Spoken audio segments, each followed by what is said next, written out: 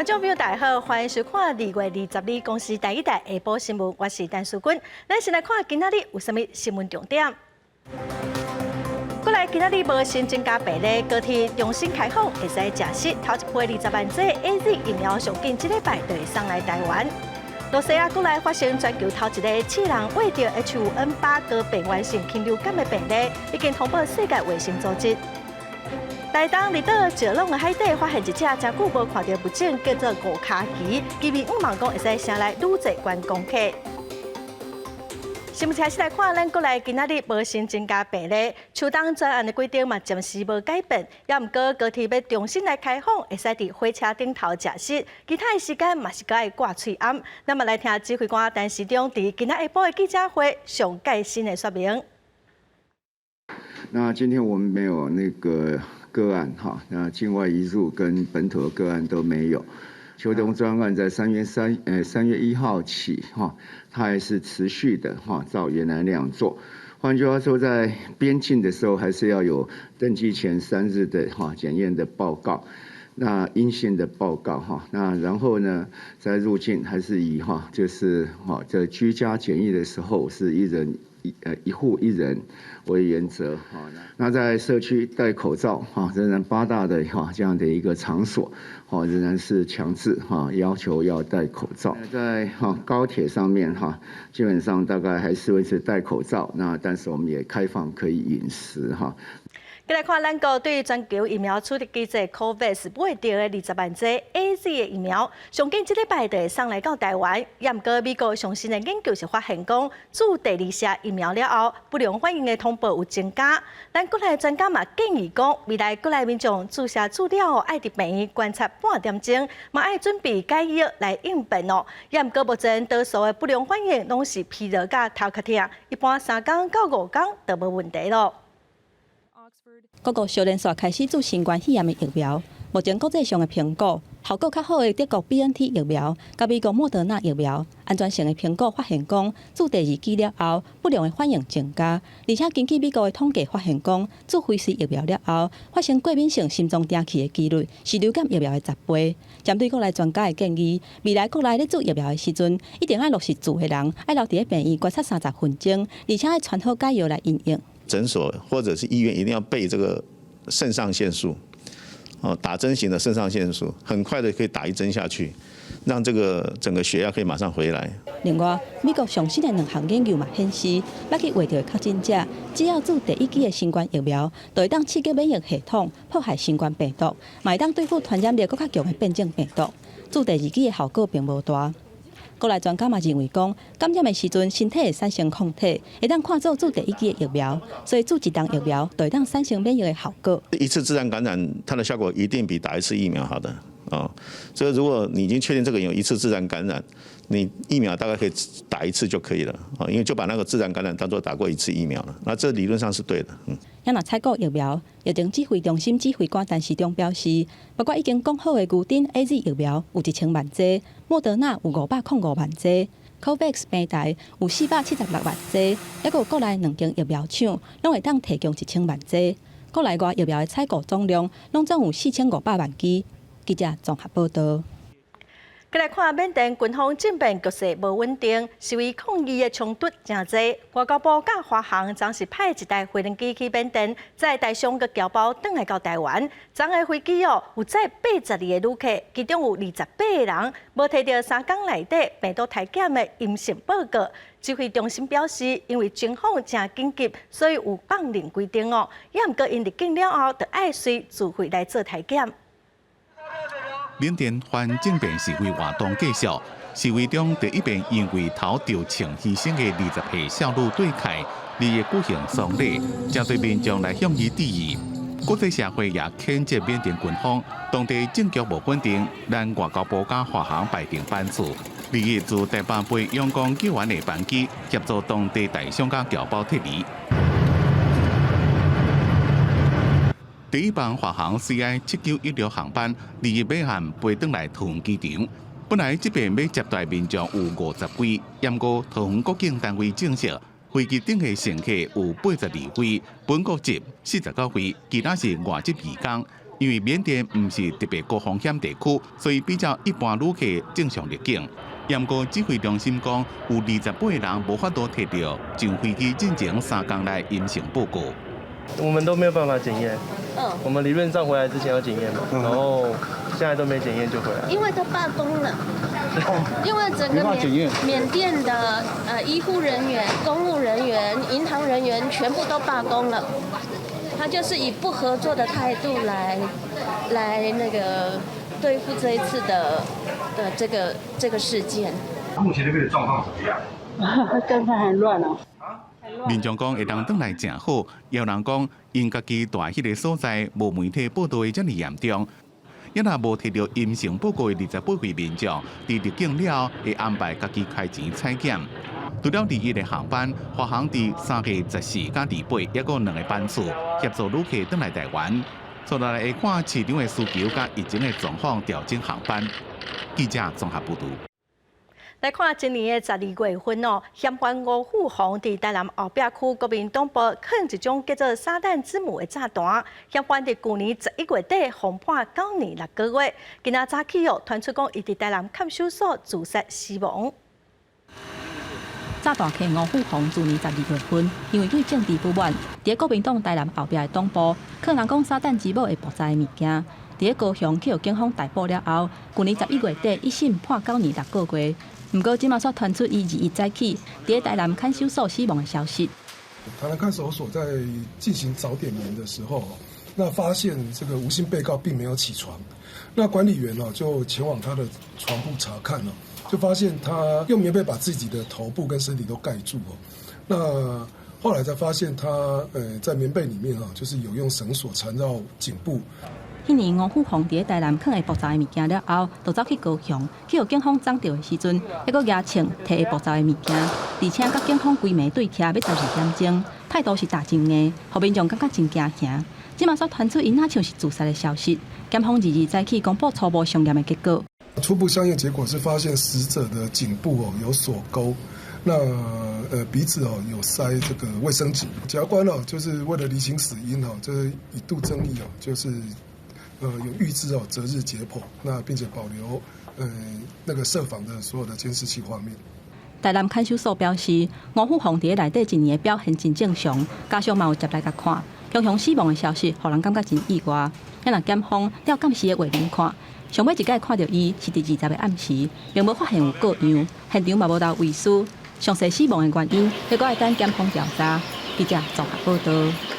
来看台南市一栋商业大楼，大这里传出讲有为着武汉肺炎的病例捌出入，指挥中心昨证实讲是一名菲律宾的移工，第943案，伊伫自主健康管理的期间有出去开会。台南市卫生局调查嘛发现讲，是公司要求5名菲律宾移工去上课，所以罚这个头家15000块。台南一栋大楼28大公告，讲有一个菲律宾籍新冠肺炎的确诊者，19伫这栋大楼出入，引起民众的惊吓。针对这点，疫情指挥中心2日证实，是暗号943菲律宾籍的移工，伫自主健康管理的期间，去有头家要求爱去参加训练，因为安尼卫生局把这个头家裁罚。你明明是知道他是自主健康管理者，你要请他回来。这样交信说我们用这样情形来开罚这个老板，那因为他会造成这些的一个很多跟其他人会接触的，还有风险，到要消毒这些成本，所以我们就把它开以最高原则。暗号943是菲律宾籍20多岁男性，今年2月初3来台湾做工课，伊有坐飞行机进前3天来检验阴性的报告，入境了后去防疫旅馆做检疫，并无出现症状。18检疫期满了后，公司要求伊去病院自费做采检。出来应该爱自主健康管理7天，伫检验报告还未出来进前，19去有头家要求讲爱去做训练，20采检的报告出来是阳性确诊，因为安尼以传染病防治法，甲这个头家罚15000块。他并没有规范说他不能出去，所以说政府的规范自己就不明确嘛。当然最好应该怎么做，至少是说他采检确定阴性再出来可以啦。因为从头到尾政府都没有规定说他自主健康管理期间不能去工作，会有一点吧？为什么？会有疑虑啊。台南市府指出，这栋大楼已经做消毒，民众唔免伤过头惊吓。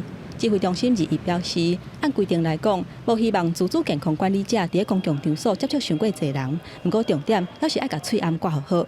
记者综合报道。咱个来看，有3名移工指控讲，因为因的中人甲头家无注意，造成因居留正过期。移民署要求因马上出境订办证件。今仔人权团体甲立委是出面声援这移工。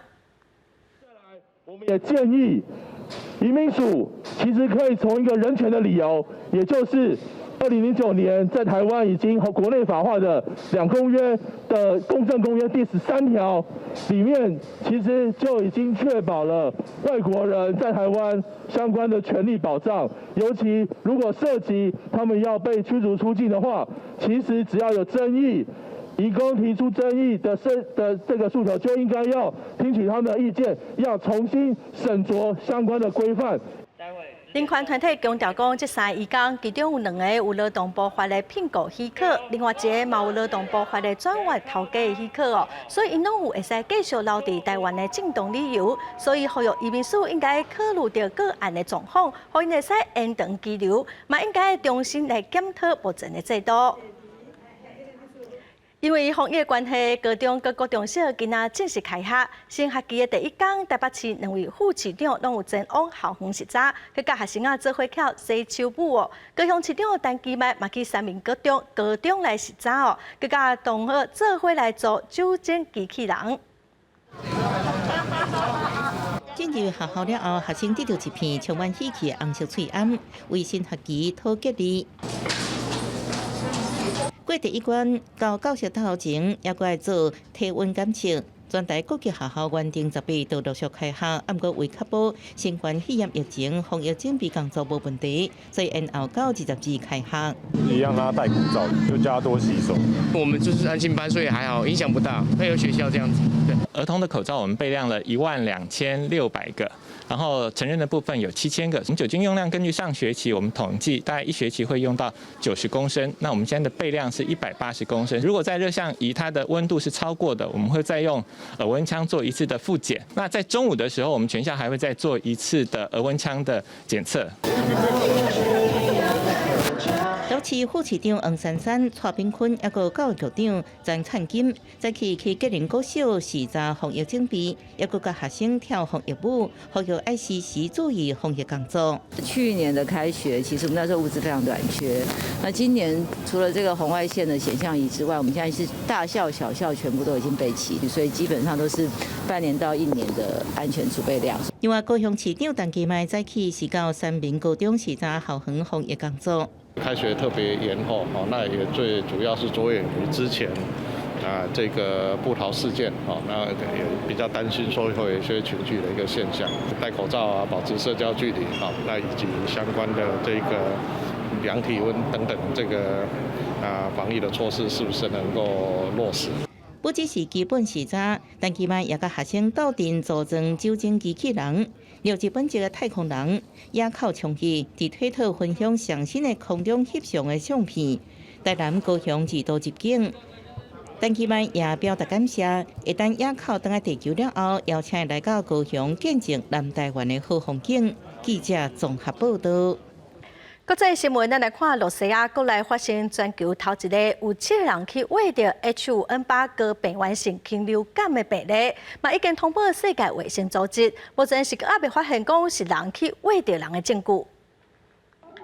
俄罗斯南部一间家禽饲养场发现7位员工验出感染 H5N8 高病原性禽流感病毒，这是人类身躯顶第一遍发现这种高度致病的病毒。当局已经通报世界卫生组织，目前这款员工身体拢已经好啊。这座饲养场去年12月也爆发新冠禽流感。В Российской Федерации лабораторно подтвержден первый случай инфицирования человека вирусом гриппа А, гриппа птиц AH5N8. Учеными Центра «Вектор» выделен генетический материал данного гриппа птиц у 7 сотрудников птицефабрики. На юге Российской Федерации заболевание закончилось достаточно быстро. 当局讲，目前 H5N8 禽流感病毒株并无人传染予人的证据， H5N8最近几个月已经伫咧俄罗斯、欧洲、中国、中东甲北非发生疫情，严格拢是家禽感染。目前已经知影一个月传染互人的其他禽流感病毒株，分别是 H5N1、H7N9 甲 H9N2。Заражение мы наблюдаем только от животного к человеку. Передача вируса от человека к человеку не детектирована. Данное инфицирование оно не приводит к серьезному заболеванию. Вирусы высокопатогенного гриппа птиц – это вирусы, которых очень высокая частота летальных исходов. 俄罗斯国家病毒生物科技研究中心已经开始检验试剂，也有有放射研发。照世界卫生组织的讲法，并不是所有禽流感病毒拢会伫咧人类生物顶造成疾病。公司新闻吴文玲编辑。全世界武汉肺炎的疫情有转好的趋势哦，甲3顶个月比起来，患着病的人数已经减少一半，这应该是注疫苗的效果。那么来看以色列嘛，已经宣布讲要对2开始慢慢解除国内的封锁，英国嘛对3月初8开始要分2阶段来放零限制。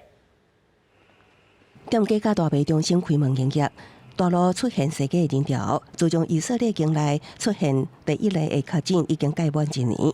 政府自2月起放宽防疫限制，一步一步重启经济活动。I'm happy we got the vaccines here so quickly. We got both, so I have the green passport, and now we can start to work out again.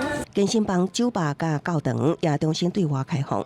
不过，伫这个特定场所，政府要求民众要有绿色护照，也就是做完2剂疫苗证明才会当进入。We brought facial recognition technology to make sure that the person that gets in is the same person that has the vaccination documents. 注射率是世界第1的以色列，人口大约900万，已经有约一半的民众做完第1剂疫苗。不过当局也是要求，喙暗甲社交距离2方面拢要继续实行。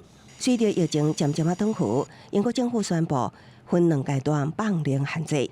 3月初8起，学生会当重返校园，并且开放公园甲户外活动。第3月29是允准2个人，也是2个家庭的户外聚餐。不过，英国政府也强调，会为疫苗的注射率、死亡人数、断院率、变种病毒扩散情形4大标准去评估。一旦疫情恶化，政府都会加强措施。I don't think we've vaccinated enough people yet to get the herd immunity. 虽然美国单日新增确诊数已经大落坡，不过死亡人数即将要突破50万大关。疫苗注射人口数是全球第1的美国。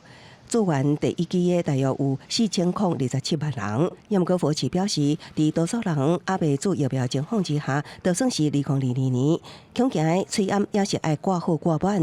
另外，南半球的澳洲2日也启动辉瑞疫苗的注射计划，希望3月底进前会当有400万人完成注射。公司新闻王碧文编译。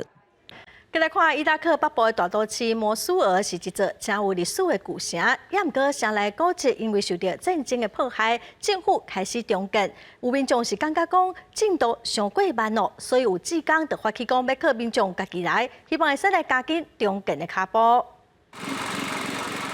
工人正无闲出入，伫咧挂摩苏尔当地特产代理酒，为整修这间店面，透过志工发动的重建计划，阿布杜拉伫咧旧城区的店面，经过战火吞下了，有可能重新开店。هذه المبادرة رجعت الأمل والنفوس إلى عوائلنا وإلى المنطقة، فبدأ العمل والإعمار。为了要量产互摩苏尔恢复原貌，当地志工发动一项名叫做“可以变做国家水”的重建计划，由100位工程师、医护人员、大学生甲工人组成。2017年，摩苏尔自伊斯兰国手中解放了就成立。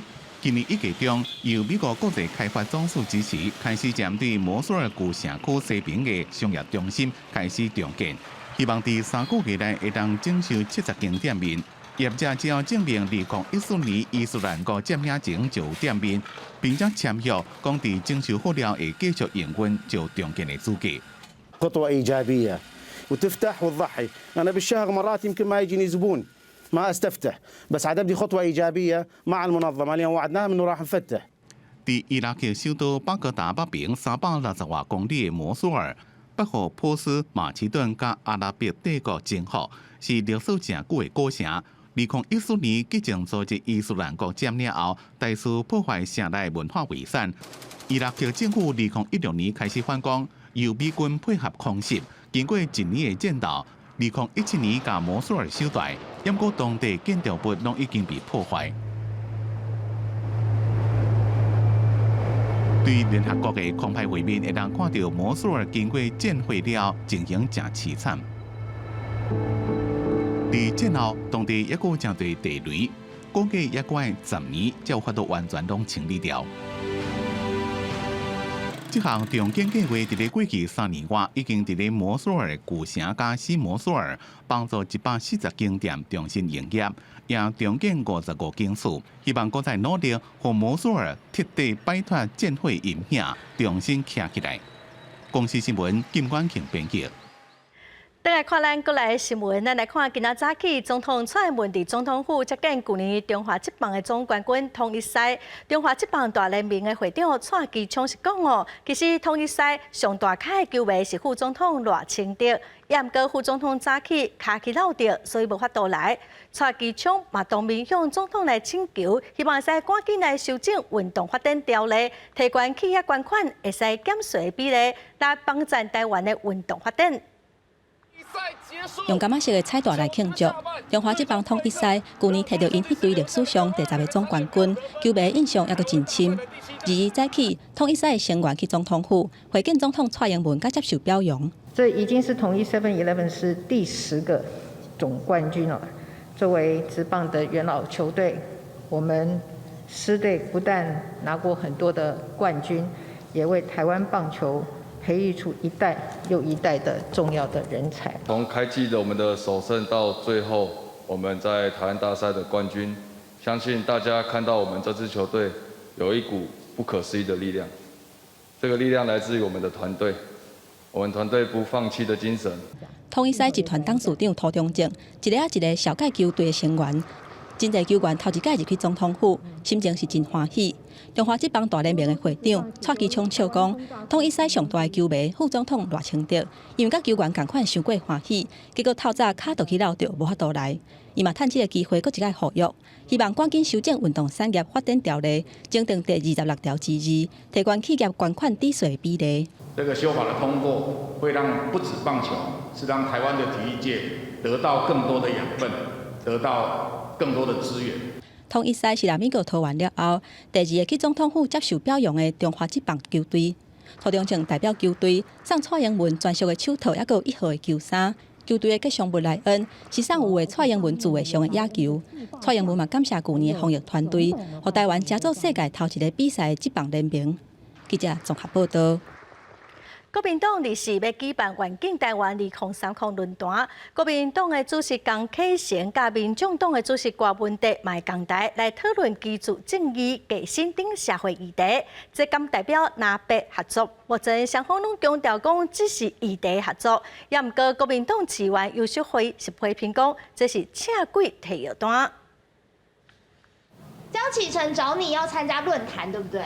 针对要参加国民党的论坛，台北市长郭文德无加做回应。不过，这场要伫2月24举办的环境台湾2030论坛，国民党主席江启臣要甲民众党主席郭文德共同探讨居住正义、甲薪水低等等的社会议题，引起外界猜想南北是不是要合作啊？包含了低薪、还有高房价，甚至是居住正义、世代正义这相关的问题。这些问题，我们认为这不只是在野党需要面对的问题，其实执政党也应该大家一起坐下来共同讨论关系。就单纯是议题上面的交流，关于选举的部分，这一次谈不上是政党的合作。台北市府指出，无论党派，只要是对的方向，拢袂排除合作。国民党是认为袂当算是政党的合作。不过论坛的主题是活袂起的未来。国民党找已经做6任市长的郭文德做伙来探讨，敢讲是肯定伊的市政表现。那亚来波是有无共款的意见？台北市现在就是最有居住争议跟分配争议的城市，那找他来分享失败的经验，我觉得这个对客人来说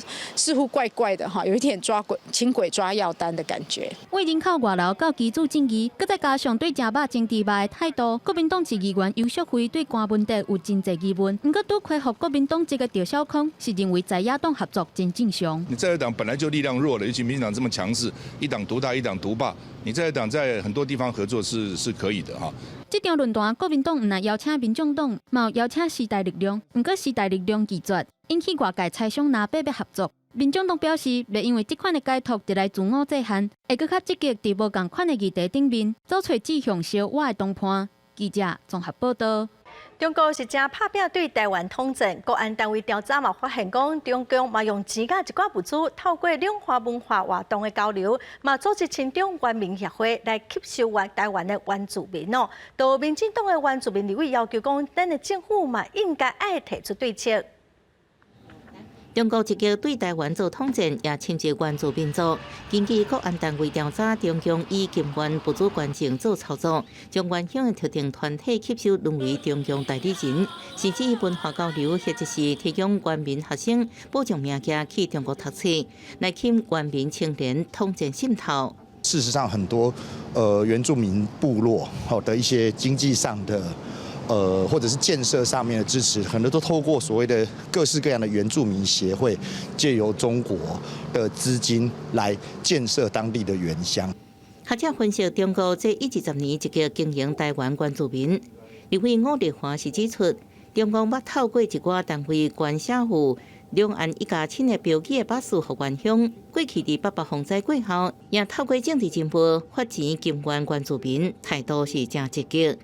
原乡地方公务员、原民意见领袖也去过中国，正普遍呼吁管单位应该注意原乡的车挂规矩。公职人员、民意代表，或者是这些退职的军警等等，确实是有非常普遍前往中国大陆。国安当局应该是要好好的去彻查，让这样的一个资讯更公开透明。这个是完全是促进。那你把所有的交流都讲成是统战，讲成是渗透的话，那我觉得这个就太夸张了。国民党立委邱文杰是表示，两岸原民交流从总统马英九时代都已经正普遍，因为文化交流不应该当作是统战渗透，也不应该透过过度解读相反的友好行为。记者综合报道。来看新北市一名姓罗的缅甸华侨，去年回国，因为带加工的肉品入境，罚款20万，拢无落。这平数过年前就直接去厝邻拜访哦，结果发现讲，伊厝邻的经济是真歹，太太一个人留伫台湾照顾3个幼囝，嘛无法高分期来拿这罚金哦。这苹果看了是真唔甘，电脑是包2000块的红包给因。刚开始就很不稳定，连收入有时候一个月台币差了1万多块而已。执行署执行官上门拜访，因为这个人有20万的罚款一直超过期限无落。本地拍算查房资产，却发现因的经济条件不好。罗太太为了要照顾3个囡仔，也无开来去食头路，每个月只有红婿为缅甸寄倒转来2万块，勉强会当度日。生活应该是陷入困境，所以本分署当场也没有跟他强制执行，但他也没有能力分期，所以我们在今年农历年前就去现场爱心关怀，致赠2000元红包。会用20万的动法，是因为罗太太的红婿去年为缅甸回来的时阵，亲情予伊的每间菜登记前未付检查，来到台湾通关，被查出内底有用钱，违反非洲抵制的防疫规定，当场开罚。也互一个伙仔生活变得更较吃力。也毋过，当执行署送红包表达关怀的时阵，囡仔的一句囡仔话，却互因非常的感慨。他的小孩子就7岁的小男生，在现场收到红包就很开心的说：“叔叔，你可以当我的爸爸吗？”但是我们都知道，他的爸爸到现在已经整整1年没有回国了，他的心里会想念他的爸爸，那是当然的。另外，罗先生早已经等到缅甸继续工作，因为罚款一直拢无落，当时被限制出境出海。因过执行署也强调，若讲真正无落通啊限钱，考虑生活情形，有必要会当解除限制。可以继续伫缅甸工作欠钱，无强迫伊留伫台湾处理。记者综合报道。过年时啊，有一寡未成年囡仔会摕红包钱去买游戏的点数，也是一寡3C的商品，嘛制造未少的消费纠纷哦。消保官是指出，有家长是反映讲，有真侪店家根本拢无看囡仔敢满20岁咯，上万块的游戏点数嘛照卖哦。消保官就讲，若是囡仔还未满20岁，家长会使拒绝，买就无准算。摕到第二钱，想要买上新的手机啊，或者是游戏点数，业者算是真烦恼，因为有一寡消费者是要袂承认的国高中生，外表真实看袂出来，也因为纠纷伤济，即马已经无咧卖通入钱的游戏点数卡片啊。网络上太发达了，所以基本上你要怎么贩售，都有法律的一个根源的限制啦。卖一张卡可能2块钱的毛利，3块钱，但是你今天退了，可能赔了200-300块，所以基本上干脆就不卖啊。业者捌拄过，手机卖出去2-3个月啊，家长才来反映讲，伊是卖予要未成年的高中2年学生上万块的3C商品，落尾只好认赔。消保官也指出，旧历春节过后，有袂少家长打电话来讲，囡仔去买游戏点数，业者煞无做好把关的责任。购买者他年龄显然看起来就是未成年人，而且他购买的金额高达上万元的话，这时候我们会认为说，你业者应该有检视的义务。父母就法定代人又拒绝承认的时候，不管是已经使用的点数或未使用的点数，法律上曾经认为说，法院的判决实务曾经认为说，这时候游戏公司要自负损失。消保官指出，业者若知影行为人要未成年，佮袂予伊，家长会当拒绝承认契约的有效性。毋过，线顶交易若是绑信用卡或者是电信销单，家长要成功提出证明，恐惊真恶，就要建立囡仔的金钱观念。家长对网络交易也就要做好把关的责任。记者综合报道。来看环保团体发起抢救汤圆大谈海草打的公投，或者议题引起各界的关心。中油今仔嘛回应表示，会伫保证能源安全佮海草打会使永续发展哦。中油愿意投入愈较侪资源，甲海洋生态和平共生。藻礁的保护，我想我们跟全国大家的想法看法一致，未来会投注更大的资源。除了符合环评审查结论，我们的承诺事项，采取藻礁回避替代修正方案，让整个藻礁区环境生态敏感区绝对不会开发，都使用之前其他的厂商已经构建完成的一些基地哈。中油强调讲，天然气接收站伫当地是使用离岸码头的设计，互海保地动植物需要营养会使自然交换，目的就是要互海草搭会使伫自然的环境来生态。中油嘛讲哦，能源供应要稳定啊发展，嘛一定要注重着环保。再来看台东关里岛石龙的海底，有潜水教练发现一只真久无看到的物种，叫做五脚鱼碧鱼哦。这种鱼啊，生得是真奇怪，伫海中的游的动作嘛真特殊，有机会来加做里岛的海中宝贝来成观光客。也毋过专家是讲哦，这种鱼啊的湿地会对附近的环境来变化，其实伫海底是真好发现。绿岛海底观光伫春节期间也是吸引不少游客来参水。最近石龙海底伫平白的海底沙地，翕到一种身体青青的物体在飘动。详细甲看，伊是咧行路，而且头壳圆圆泡泡，伫海底模样真高水。我原本看到它，以为它是一团什么海草吧，但是看到的时候，发现这团海草会跳动。目测它的大小可能有35到40公分左右。专家讲，这是一种学名叫做碧鱼的双螯大鱼类，生做有的像大礁，有的像海草，下米伫大礁区找食，体型真特别。耍动的时阵，用鱼鳍慢慢来行，佮叫做五爬虎。无啥会互发现，这种鱼无食的价值，也毋过观赏价值真悬。它会有拟态，或者是说它长得就很像礁石。它可能想要换位置的时候，它就会慢慢的可能沿着岩石啊，或者是沿着底下的那个岸，然后这样子一路走到它想要去的地方。自3月下旬开始，绿岛会渐渐进入旅游大季。潜水教练讲，这种鱼伫绿岛石龙海峡有3-4年无发现过。当地人希望碧鱼会当变成绿岛海底观光的高水物种。记者综合报道。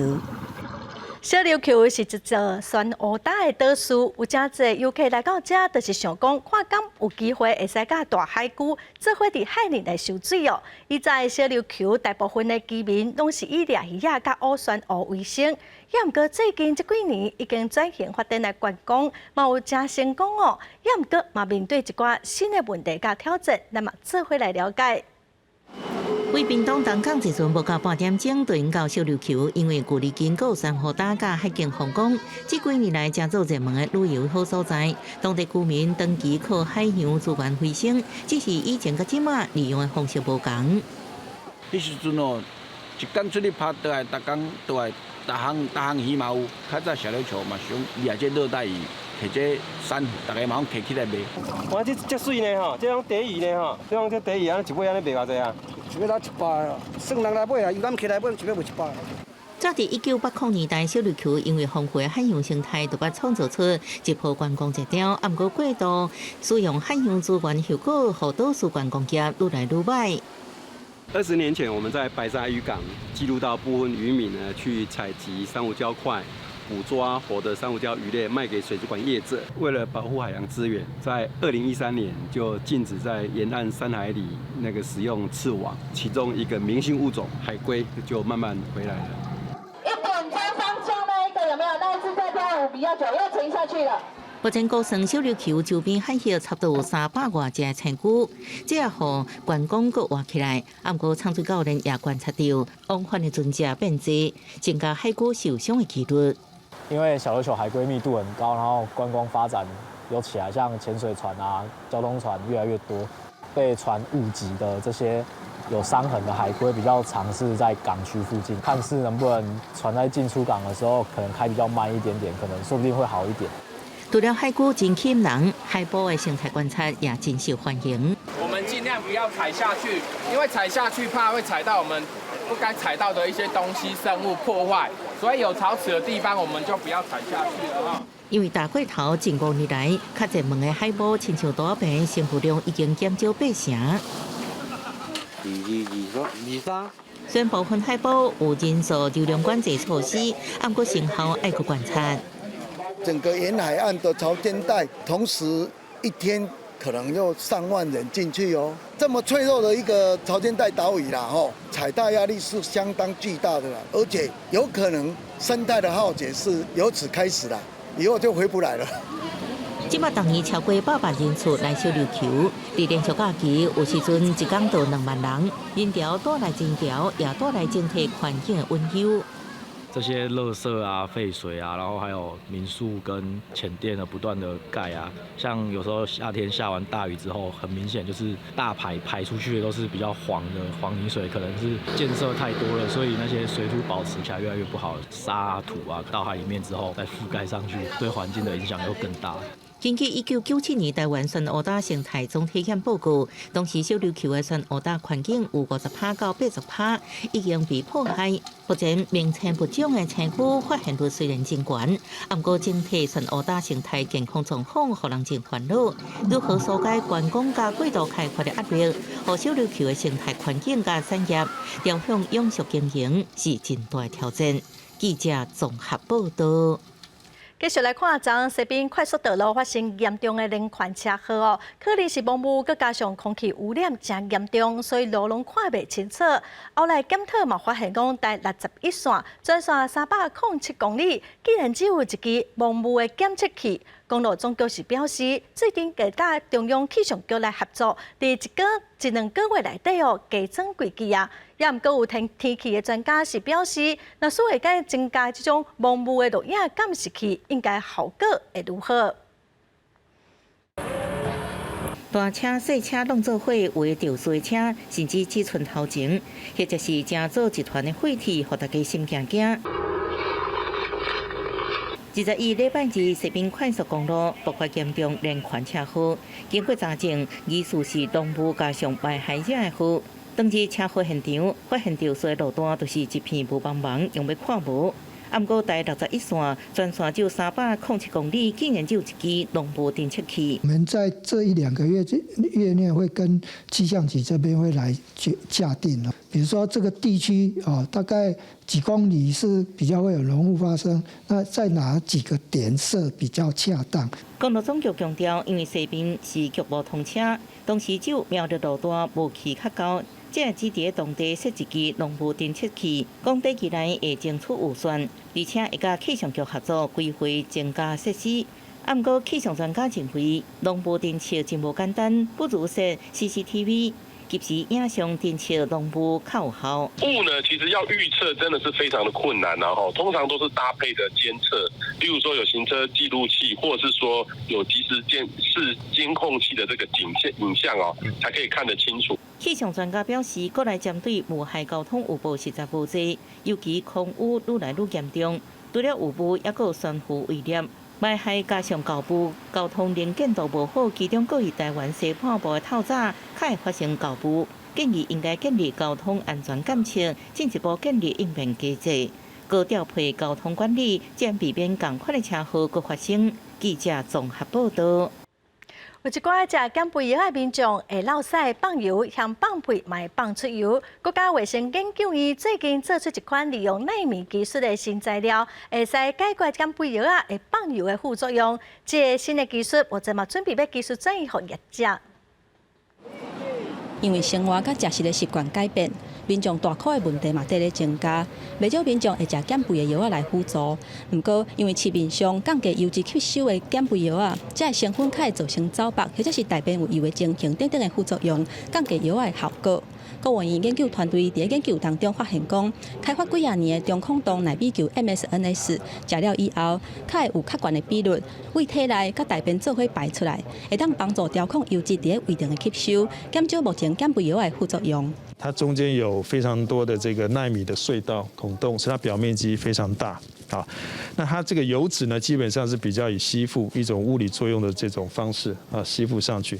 研究团队表示，这个减肥药副作用的原因，主要是因为这个成分内底有奥利司他，用来加做脂肪酶的压制剂，降低伫胃肠油脂的降解作用，也有体内吸收，互无法度降解油脂胃大肠排出体外，造成走白。因为中控糖内比石油 MSNS 表面积大，而且有真侪的内比的空，除了高比率胃体内甲大便做伙排出来，也可以当吸附甲固化油脂，是真安全。分开使用可能会稍微比较倾向于食品健康食品类。等到你如果结合在一起的话，它虽然算是一个药物，但是它属于特色药。研究团队表示，目前这个创新的技术已经得到美国甲欧盟等几啊国的专利，按算后礼拜就会展开基转，今年度完成量产，上紧明年第3季、第4季会进行人体的试验。未来中控糖内比石油，除了会当当做健康食品，配奥利司他来使用，会当甲奥利司他结合做一粒，加做新型有特色的药啊。记者综合报道。即阵台湾的樱花开甲长水哦，因为无法度出国，所以真侪风景区人拢袂少。来看新地五峰山的农场，樱花开甲规山白，游客嘛叉。新地市区内哦，嘛有公园，有种几啊百丛的樱花。有民众是讲哦，其实这家去日本看樱花嘛差无偌济。一丛粉红色的樱花树开甲满山平，放眼看过去，袂输去到日本。海拔1200公尺，新竹五峰山顶农场有3种无同品种的樱花。今年樱花长开，游客甲过去相比，加了真多。很漂亮啊，好像近几年来最多的一次吧。对，那每一棵都开得满满的，就真的很漂亮。其实从去年疫情刚开始的时候，就已经明显的人潮增加非常多。那当然也是因为疫情的关系，很多国内游客不能出国。所以往国内的一些樱花景点来跑是蛮明显的啦。除了山顶有樱花通看，无想要走伤远的民众，嘛会使考虑新竹市区内的新竹公园开辟的樱花树，目前已经开要9成，边仔有日本式的建筑物，是这站新竹民众较食行大的景点。很漂亮，很浪漫，都粉红色的。今年的花况特别好，可能是因为今年有寒流的关系，所以樱花特别盛开。目前是观赏樱花的好时机。民众除了把握花期，防疫措施嘛得爱这个彻底，保护家己嘛保护别人。记者张君和新竹报道。来看台中外埔的石头公园，过去是真出名的游乐园，拍远真侪档了后，后来佮转型做生态休闲农场。即马为着要结婚的新人来遮翕相哦，园区甲大甲高中合作，伫学生仔去逛的时阵，互因来帮公园设计一寡会使翕相的背景。新甲土底互平，佮用花草拓印，落尾灌石膏，做出特别的石膏版画。制作过程中，大甲高中美工科的学生是真认真，要利用hiệu果对校长总监学习美工实作的技巧。这是我们第一次尝试，因为学校教的基本上都是只有理论而已，就是比较少会有让我们有实作机会。然后就是在这边的话，我们可以用废材然后下去做。然后像我们那个砖墙都是自己画的。比较困难的话，应该是补土吧，就是它补土是要补一个厚度，才会有那个深浅，就是砖块的深浅。就是你上完阴影之后再上颜色，你就会看到就是它砖块就会样子慢慢的浮现出来。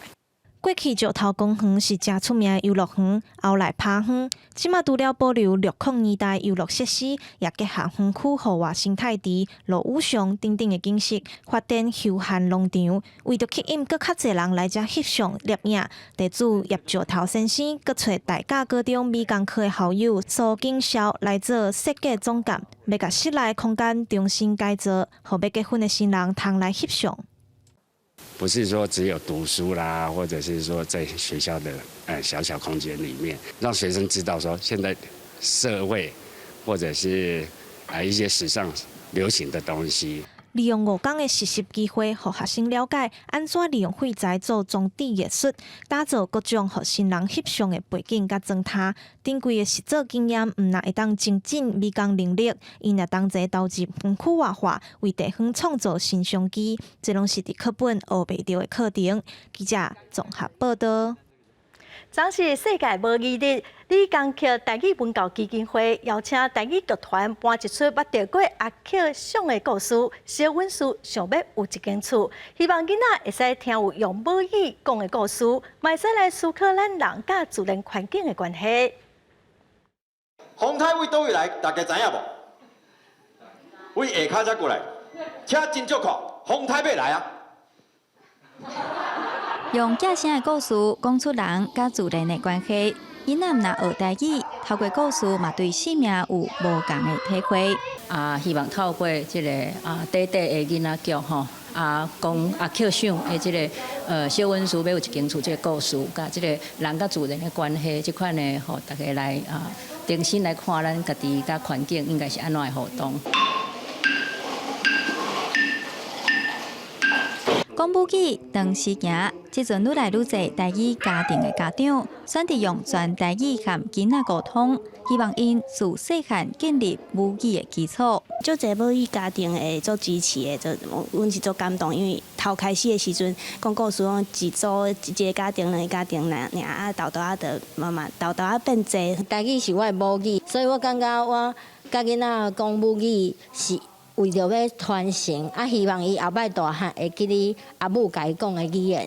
母语传承是代代相传，即阵各界嘛开始重视。除了家庭、社区、学校以外，母语的保存也是国家责任。文化部伊是国家语言发展法主管机关，应该爱照这个语法法内面所讲的，爱有国家语言的专责的机构，也就是讲国家语言研究发展中心这是其中一项。李江区基金会陈峰辉执行长也讲，即阵有客家委员会、原住民委员会。但是也无和台语相关的专职单位，嘛寄望民间甲政府会使做伙推动，互台湾在地的本土语言拢会当受到保障。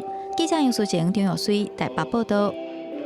带观众朋友来看一位文史工作者邓行军哦，伊伫屏东牡丹乡原住民部落做研究，发现讲原住民的生活中有真侪祖先传落来使用食物的智慧，所以伊甲公所合作出版一本牡丹乡食物的册，来记录原住民祖先的生活智慧。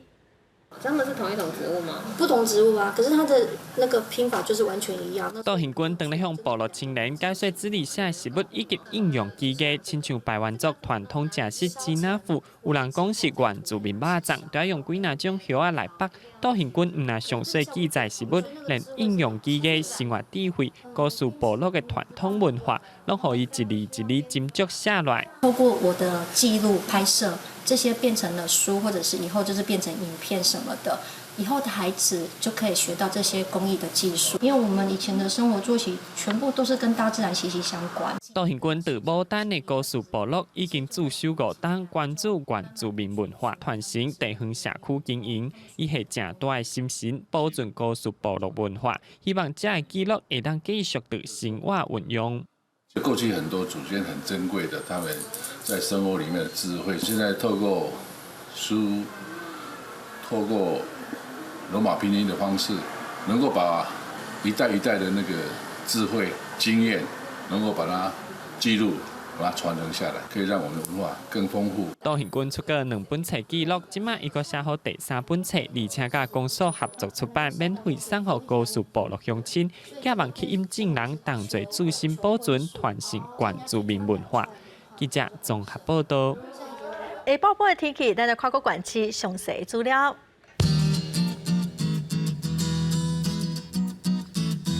北部地区上低18度，上悬27度；中部地区上低19度，上悬26度；南部地区上低21度，上悬29度；东部地区上低21度，上悬26度；外岛地区上低18度，上悬23度。感谢观众朋友收看《公视台语台下晡新闻》，我是陈淑君，明仔下晡3点，咱再会。